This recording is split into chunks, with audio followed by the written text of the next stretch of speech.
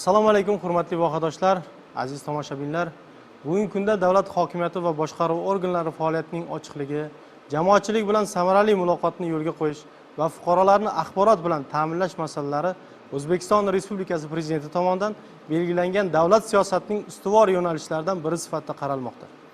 O'zbekiston Respublikasining 2014-yil 5-mayda qabul qilingan davlat hokimiyati va boshqaruv organlari faoliyatining ochiqligi to'g'risidagi qonuni hamda O'zbekiston Respublikasi Prezidentining 2019-yil 27-iyundagi ommaviy axborot vositalari mustaqilligini ta'minlash hamda davlat organlari va tashkilotlari axborot xizmatlari faoliyatini rivojlantirish bo'yicha qo'shimcha chora-tadbirlar to'g'risidagi qaroriga muvofiq hokimliklar va boshqa davlat tashkilotlari jismoniy va yuridik shaxslarning axborot olish huquqini ta'minlash, qabul qilinayotgan qarorlar uchun mas'uliyatni oshirish, ochiq ma'lumotlarni e'lon qilish va jamoatchilik bilan sifatli muloqotni yo'lga qo'yish hamda tezkor, xolis va to'liq axborot yetkazish borasida aniq vazifalarga ega. Shu asosda Surxondaryo viloyat hokimligi axborot xizmati viloyat hokimligi faoliyatining ochiqligi, shaffofligi va fuqarolar bilan ochiq muloqotni ta'minlashda ustuvor vazifalarni amalga oshirib kelmoqda. Surxondaryo viloyati hokimligining rasmiy veb-saytida ochiq ma'lumotlar bo'limi orqali ijtimoiy ahamiyatga molik axborotlar muntazam e'lon qilib borilmoqda. Ushbu ma'lumotlar davlat tilida, kiril va lotin alifbolarida taqdim etilmoqda. Saytda viloyat hokimi va uning o'rinbosarlari haqidagi biografik ma'lumotlar, fuqarolarni qabul qilish kunlari, telefon va pochta manzillari, xizmatlar ro'yxati va ariza, taklif, shikoyatlarni qabul qilish tartibi, investitsiya loyihalari qurilishi hamda qurilish tugallanmagan obyektlar haqidagi ma'lumotlar, hokimlik balansidagi avtotransport vositalari, ko'chmas mulklar ro'yxati, davlat xaridlari, xizmat safarlari xarajatlari, xarid komissiyalari tarkibi va boshqa ma'lumotlar joylashtirib borilmoqda. Shuningdek, O'zbekiston Respublikasi Prezidentining 2021-yil 16-iyundagi 62-47-sonli farmoni ijrosini ta'minlash maqsadida har chorakda va yil yakunida to'planadigan statistik va ochiq ma'lumotlar o'z vaqtida portallarga joylashtirib borilmoqda. Surxondaryo viloyat hokimligi axborot xizmati tomonidan rasmiy axborotning keng jamoatchilikka tezkor va ishonchli yetkazilishida ommaviy axborot vositalari va internet tarmoqlaridagi sahifalar faol ishlatilmoqda. Hozirgi kunda viloyat hokimligining ijtimoiy tarmoqlardagi rasmiy sahifalarida, jumladan Facebook, Telegram, Instagram, YouTube kabi platformalarda doimiy axborot taqdim etilmoqda. Umumiy kuzatuvchilar soni 300 mingdan oshgan. Har kuni viloyatdagi muhim voqea, hodisalar, qarorlar va fuqarolar uchun xizmatlar haqida axborotlar joylashtirib borilmoqda. Respublika markaziy telekanallari va bosma nashrlarda Surxondaryo viloyati haqida 100 dan oshiq ko'rsatuv, reportaj va 50 dan ortiq maqolalar e'lon qilindi. Axborot xizmati tomonidan hokim va uning o'rinbosarlarining xalq bilan ochiq muloqot ko'rsatuvlaridagi jonli chiqishlari tizimli ravishda tashkil etib borilmoqda. Shuningdek, viloyat rahbariyatining blogerlar va jurnalistlar bilan Telegram orqali doimiy muloqot guruhi ham samarali faoliyat yuritmoqda.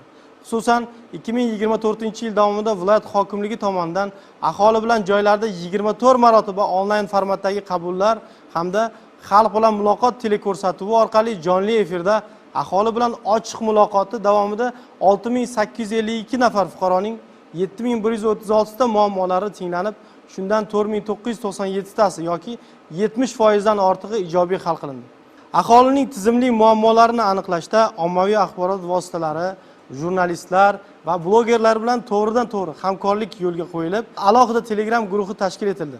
Unda faollar tomonidan 1211 ta murojaat va muammoli masalalar kelib tushgan bo'lib, ularning 1005 tasi yoki 83% hal etib berildi. Shuningdek, axborot xizmati faoliyati samaradorligini oshirish borasida ham tizimli ishlar amalga oshirilayotgan bo'lib, o'tgan 2024-yil davomida 22 ta media tadbirlar, matbuot anjumani, ochiq muloqot, brifing va press turlar tashkil etildi. 25 marotaba yirik va xalqaro tadbirlar jonli efirlarda namoyish etildi. Telegramdagi rasmiy kanalda 1641 ta, Facebookdagi rasmiy sahifalarda 1257 ta, Instagramdagi rasmiy sahifada 1148 ta, YouTube platformasidagi rasmiy kanalda 288 ta materiallar joylashtirildi. Bundan tashqari xorijiy nashrlar, internet saytlari hamda televideniyalar orqali Surxondaryo viloyatining turizm salohiyati, investitsion potensiali hamda iqtisodiy imkoniyatlariga oid 35 ta axborot materiallari e'lon qilindi.